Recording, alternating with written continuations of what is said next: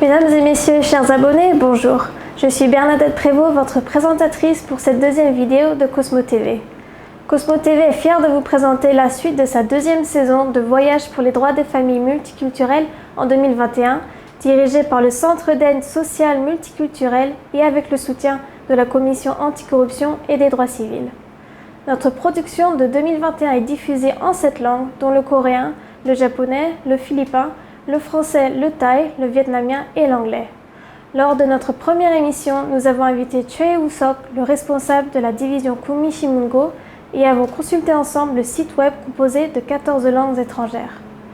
Pour ce deuxième épisode, notre invité est un administrateur adjoint travaillant au siège de l'immigration et politiques étrangères du ministère de la Justice qui nous renseignera sur les mesures nécessaires et la vaccination concernant les étrangers illégaux pendant cette épidémie du corona.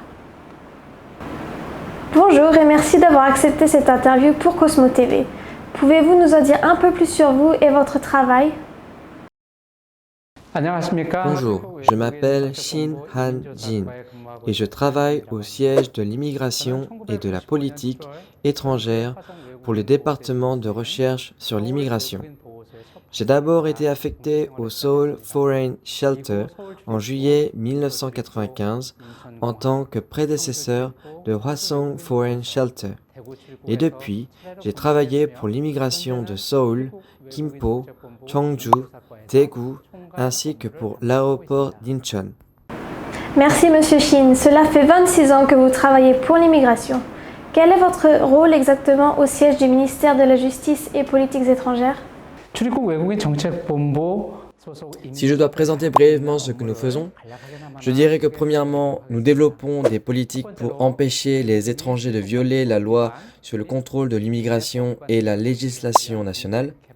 Nous planifions et coordonnons les mesures de répression contre l'immigration illégale ainsi que les employés illégaux. Par exemple, nous engageons d'employer des mesures honnêtes pour faire en sorte d'inciter les étrangers illégaux à quitter volontairement le pays et empêcher de nouveaux afflux d'étrangers illégaux. Deuxièmement, il y a des cas où la direction du traitement n'est pas assez claire en termes de la loi ou bien les lignes directrices ne sont pas assez pertinentes pour déterminer le filtrage criminel de l'immigration, comme la disposition des avis, l'imposition d'amendes et les accusations. Dans ce cas, nous jouons un rôle d'interprétation et de claire présentation du système juridique et de la peine décidée. En outre, nous sommes chargés d'établir des lignes directrices bien d'unifier pour maintenir l'égalité et la cohérence dans les enquêtes, la répression et la protection des bureaux d'immigration à travers le pays. Troisièmement, nous avons comme rôle de juger la protection étrangère et l'expulsion forcée des étrangers. Nous essayons de minimiser les dégâts pendant la période de protection et de rapatriement. Par exemple, les routes aériennes sortantes pendant le Covid-19 ont été supprimées ou réduites, ce qui a prolongé la période de protection des étrangers. Nous demandons une coopération par le biais de réunions avec les ambassades de chaque pays pour augmenter le nombre de vols au départ et nous sommes aussi en charge de préparer et de mettre en œuvre des politiques pour activer la libération temporaire des étrangers illégaux. Nous jouons aussi un rôle dans la prise de mesures d'empêcher la propagation du coronavirus dans les installations protégées où vivent les étrangers. Enfin, dans le cadre de la situation de Covid-19, le gouvernement s'occupe de l'inspection des installations vulnérables au coronavirus et des informations relatives à la quarantaine pour les étrangers. Nous encourageons les étrangers à être dépistés pour le Covid et s'informer sur les traitements médicaux en livrant des produits destinés pour la quarantaine, tels que des masques, et en les guidant pour se conformer aux règles de quarantaine. En résumé, vous êtes en charge de développer des stratégies pour bloquer l'immigration étrangère et les violations des lois nationales, traduire les lois sur l'immigration, examiner et juger les cas concernant l'immigration et l'expulsion des étrangers, et enfin vérifier les installations et les zones destinées aux étrangers pendant cette pandémie du coronavirus. En conclusion, votre travail est très important. Nous aimerions vous poser une question à propos des travailleurs illégaux. Pour ceux qui sont en situation irrégulière, est-il possible de faire un dépistage du coronavirus sans aucun problème ? 모든 외국인은 국민과 동일하게 비자 확인 없이 Tous les étrangers peuvent se faire dépister gratuitement, sans vérification de visa, comme tout Coréen. En début d'épidémie du Covid-19 en 2020, le dépistage gratuit n'était disponible que si signalement de symptômes cliniques, séjour à l'étranger ou d'exposition d'une zone d'épidémie de masse nationale. Ces mesures prises visent à détecter rapidement les cas confirmés de corona et à prévenir la propagation de la maladie. Les étrangers en situation irrégulière tardent parfois de faire un test et cachent même leurs symptômes en raison de l'instabilité de leur statut. Par conséquent, nous prenons très au sérieux le dépistage des étrangers illégaux et espérons qu'ils puissent se faire tester gratuitement et en toute confiance. Cependant, il est demandé de noter certaines informations personnelles pendant le processus d'inspection, telles que le numéro de téléphone portable, pour recevoir les résultats de l'inspection qui n'entraînent aucune répression.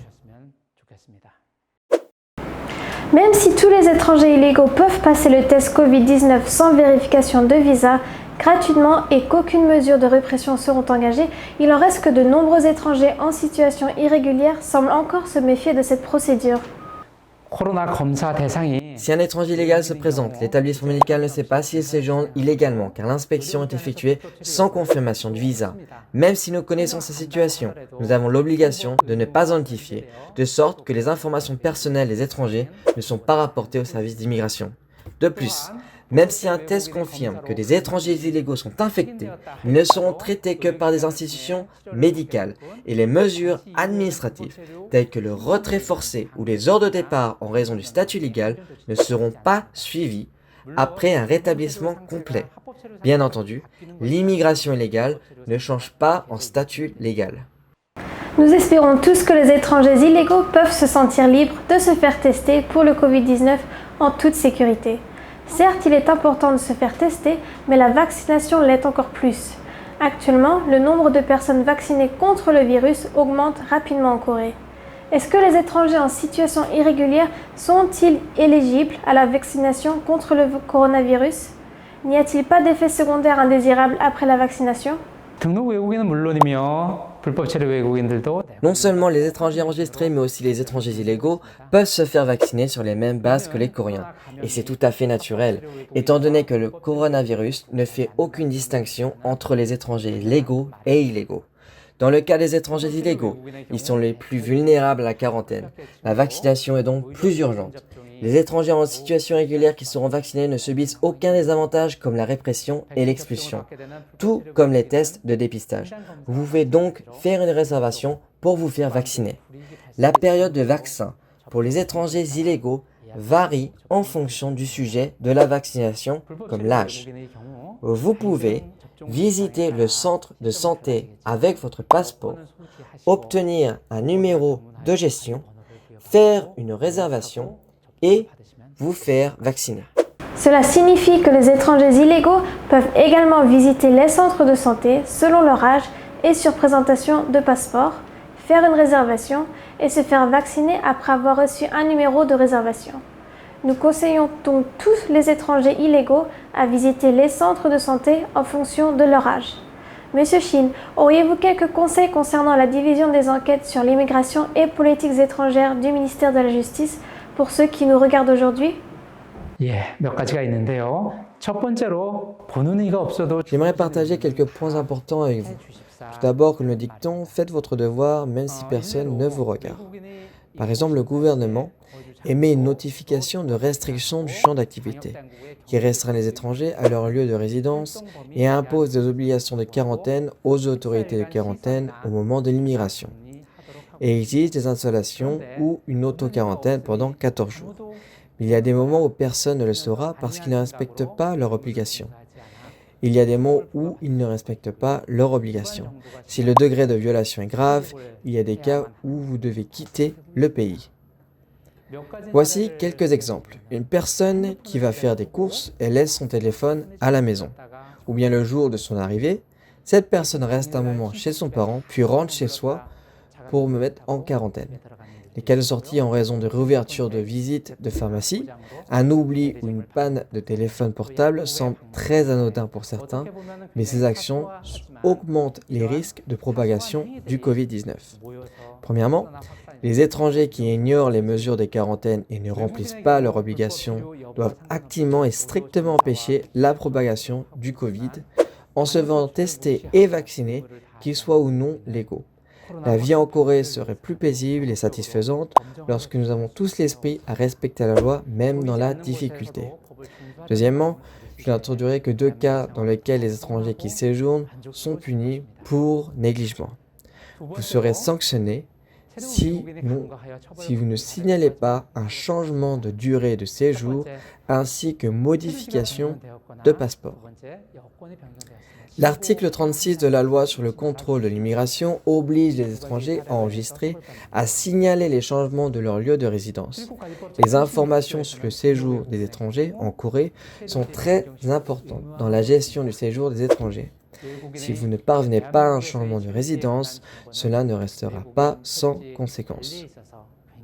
L'article 36 de la loi sur le contrôle de l'immigration exige que les étrangers enregistrés se présentent au bureau local d'immigration des affaires étrangères dans les 15 jours à venir lorsque le numéro de passeport, la date de délivrance et la date d'expiration sont modifiés.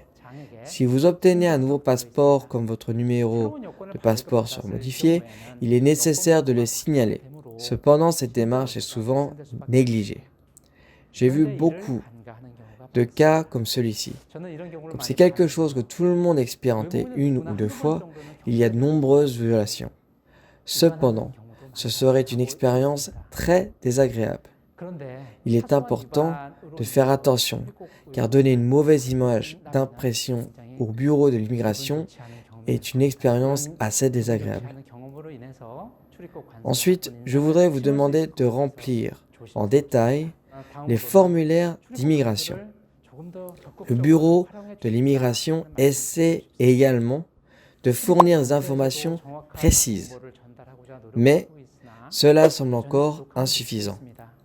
Veuillez mettre en favori la page d'accueil du siège de l'immigration et de la politique étrangère et recevoir des informations précises de nos officiers en charge. Le bureau de l'immigration n'est pas seulement un bureau qui réglemente les étrangers en situation irrégulière, c'est une institution qui existe pour vous aider à résoudre vos problèmes.